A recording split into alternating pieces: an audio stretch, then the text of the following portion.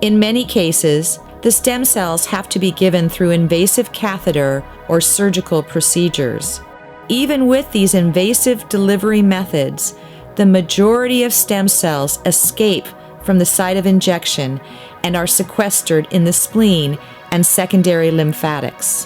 While adult stem cells are improving survival and function, the promise of considerably better results may be realized if more stem cells could be delivered to and retained in diseased organs.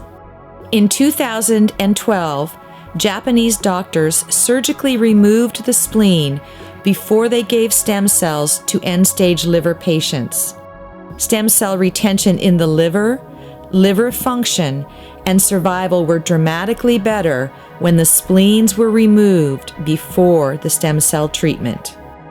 Undoubtedly, a drug that prevents stem cell sequestration in the spleen would be preferable for patients over invasive surgical removal of the spleen. AVM Biotechnology is the first to discover the site in the spleen and the way in which stem cells bind and accumulate there.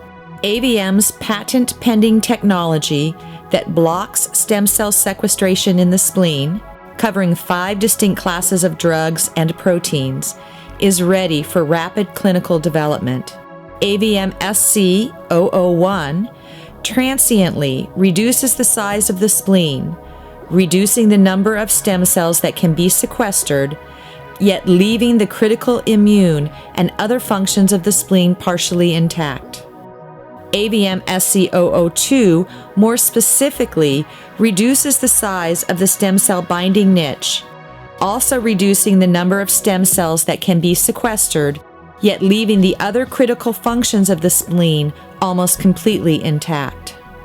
AVM-SC003, 004, and 005 more selectively block the stem cells from interacting with their receptor in the spleen, leaving the other functions of the binding niche, as well as the immune and critical roles of the spleen intact.